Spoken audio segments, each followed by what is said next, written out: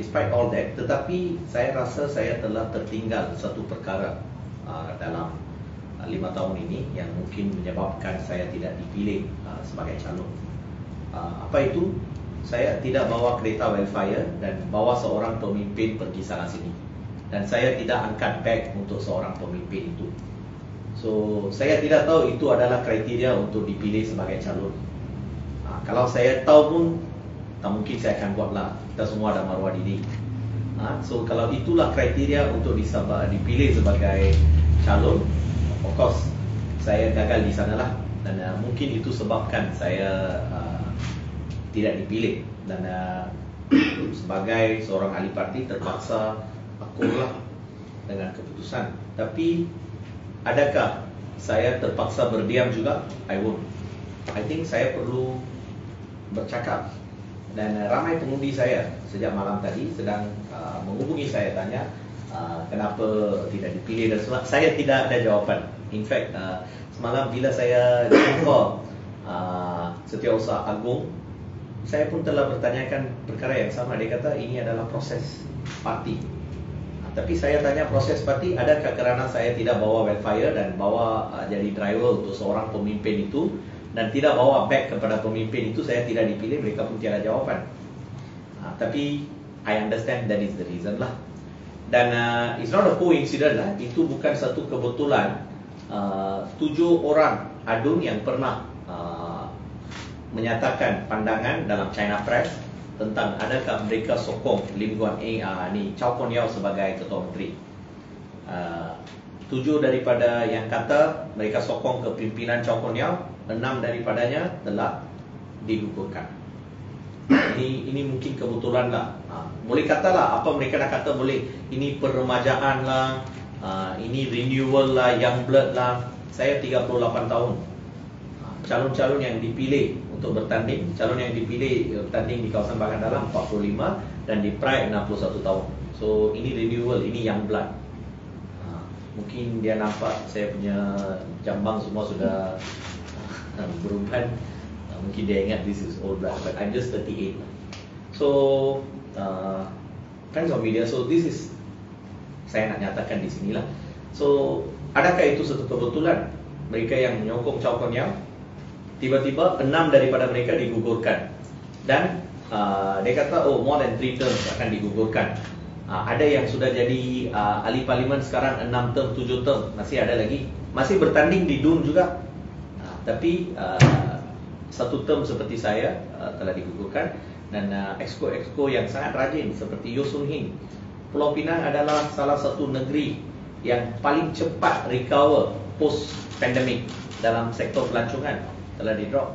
Keputusan parti mereka telah menerima. Saudara Samsul Lipchi, rakan jiran kadun saya, salah seorang exco yang paling rajin, keluar rumah awal pagi, balik rumah awal pagi juga. Dia keluar pukul 6, dia balik rumah sudah pukul 1. Saya kenal dia sebab dia memang tinggal dekat dengan rumah saya. So dia pun digugurkan. Tapi mereka terima, mungkin terimalah. Tapi saya rasa saya tidak diperlakukan adil. Tapi there is no fairness in politics. At the end of the day, itu dia akan kata ini keputusan parti, kita perlu terima. Ya, memang saya perlu terima, saya akur. Tetapi itu tak bermaksud saya tidak akan bersuara. Saya perlu menyatakan pandangan saya. Itulah keputusan saya, dan saya hari ini panggil rakan-rakan media untuk nyatakan pandangan saya. Saya rasa Pulau Pinang kini sedang hadapi satu bahaya di mana seorang mau buat semua keputusan. Dan saya faham senarai yang dikeluarkan oleh Setiausaha Agung semalam adalah bukan senarai yang dipersetujui oleh negeri. This is not the state list, I was told. You can ask them lah, but then it was walaupun dia kata ini 5-man committee lah, si buat keputusan lah, but I think this is a single man's decision and single man's need. And with this, I don't know how long the state government will be led by Saudara Chow Kon Yeow, despite the decision made by the Pakatan leadership.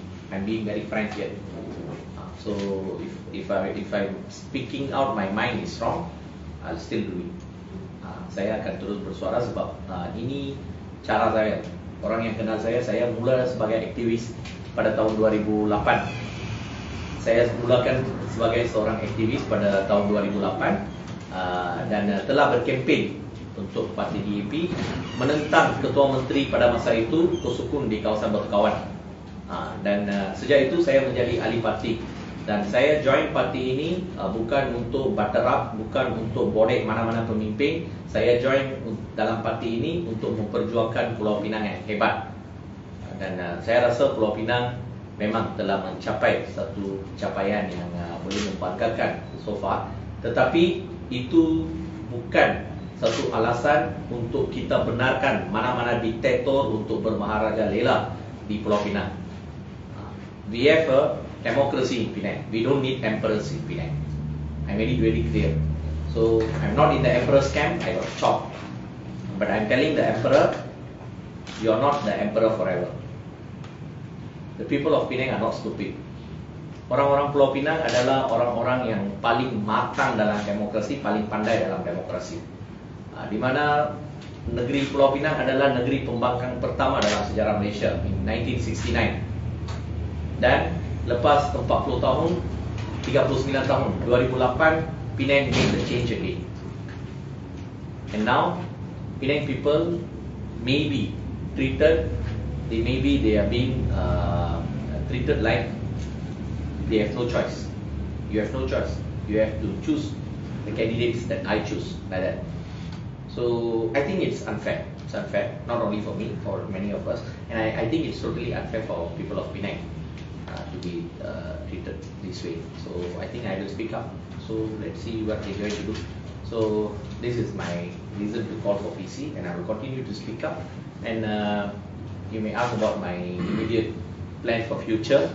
I'm still discussing with my family and friends.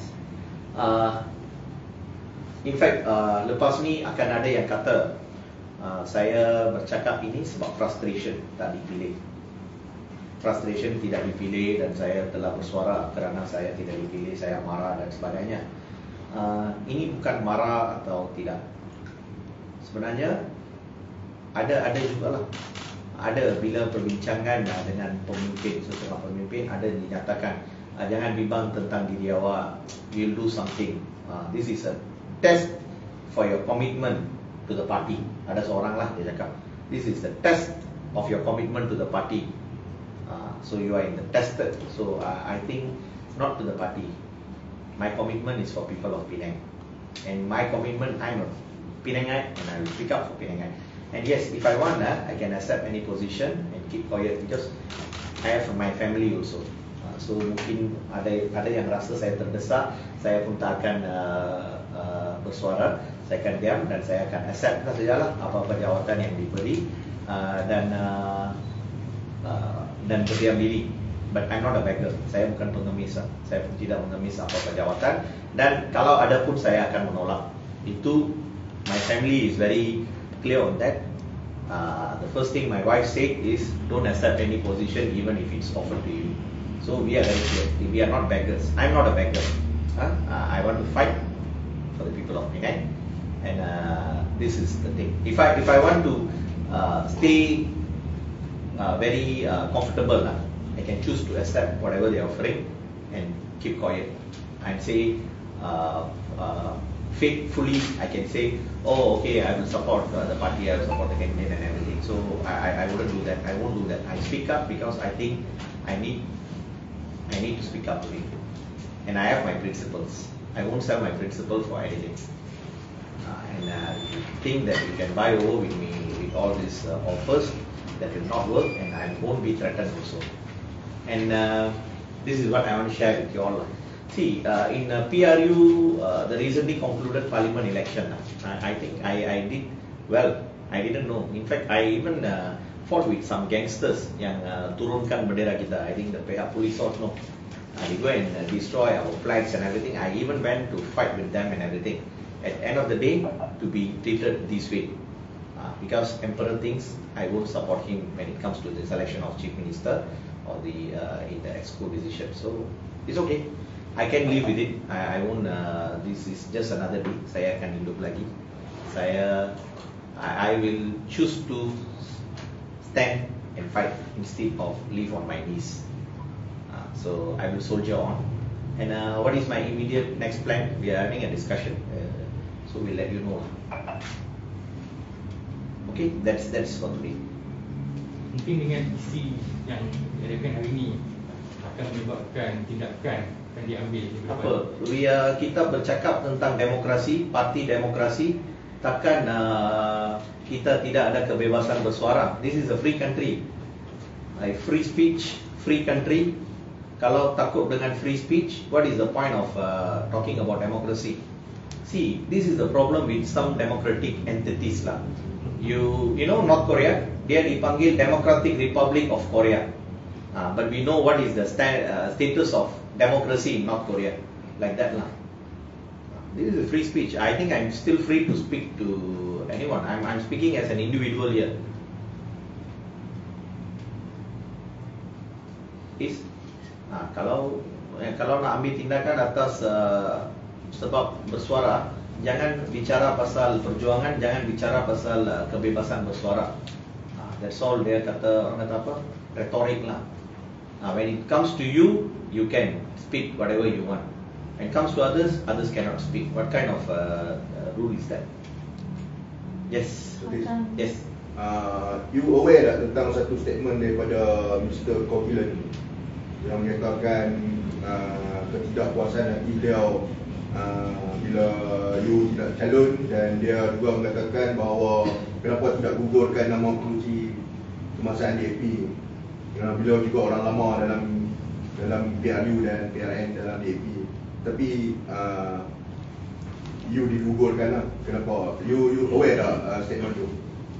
I tak nampak lagi. M. Coughlin. Dia ahli jawatankuasa Deputy Pulau Pinang. Oh, okay, Coughlin. Okay, I'm not aware, but that is his view lah. Everyone has their view.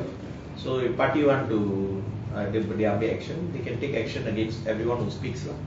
There is also a rumors that P. Ramasamy is going to meet Muhyiddin today. You heard anything about it? Not to my knowledge lah. Any approach from other party? I can't disclose at the moment.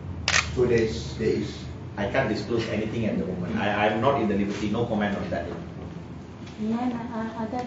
Ada apa yang berbincang dengan P. Ramasamy pagi? Saya bincang semalam pagi. That's a friendly talk as usual lah. Mungkin dia rasa ini orang Ramasamy kan, perlu digugurkan. Then it's okay lah. I've with Prof. Ramasamy since 2008. I came back in 2008 to fight along with him in Prague, and we fought a mighty Kosukun then. So no regret of following him. Saya tak ada apa-apa, saya tak pernah rasa menyesal mengikut Prof. Ramasamy. He is a leader in the community. Dalam pemilihan, dalam announcement semalam kan, lihat mana-mana yang menyokong P. Ramasamy dimatikan, disemenkan, disejuk bepukan lah. Nampak keadaan itu, apa komen tu? Bukan, I think bukan orang yang sokong Ramasamy digugurkan dan sebagainya. Siapa yang sokong Chow Kon Yeow telah digugurkan. Itulah keadaan. No, you can say renewal, all these things lah, but it's very I think the press, you should know lah. If China press, you should know. Your report, except for one, everyone is dropped. And you all should know lah, where is Penang heading to. And I will meet you all very frequently after this. Maybe 2 to 3 days once. So there will be more. We can talk more about this in future. So sekarang dah tak dipilih. Untuk BRN ni apa yang you akan buat? Akan menyokong calon-calon DAP atau macam mana? Saya sedang bincang dengan family and friends lah. We will get back to you. Akan ada pengumuman on my next step in dalam masa terdekat.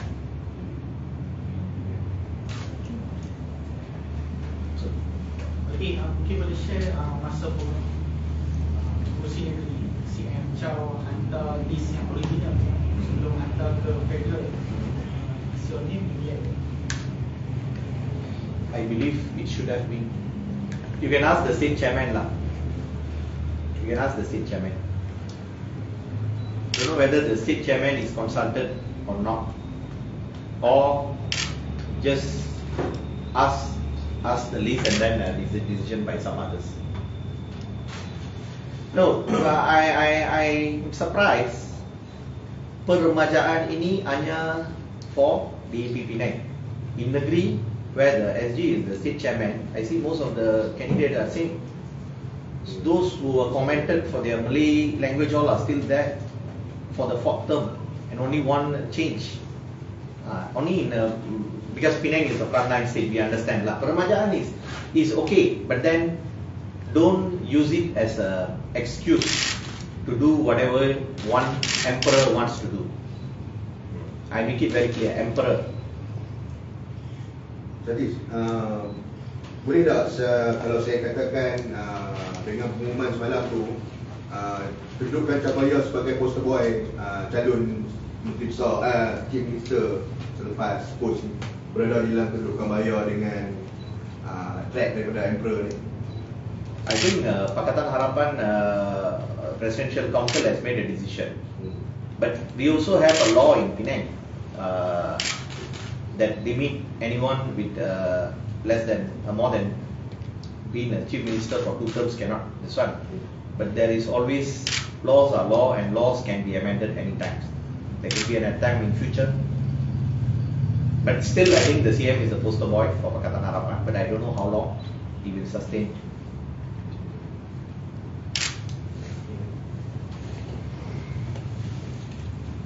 Audrey, you don't have question? That's what I wanted, not you. Okay. You'll get it soon, don't worry. Okay.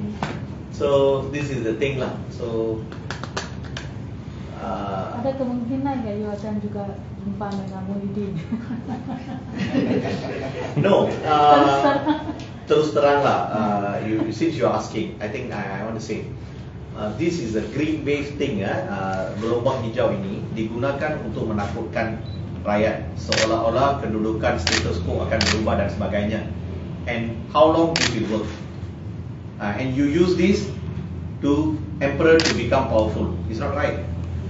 You don't want a green wave, you want Xi Jinping. I'm saying Xi Jinping in the sense that emperor lah. Xi Jinping is most powerful man. So I'm saying in that sense. I'm not saying anything against Xi Jinping. I don't want China to look after me. I mean, it's a, it's a metaphor. It's a metaphor.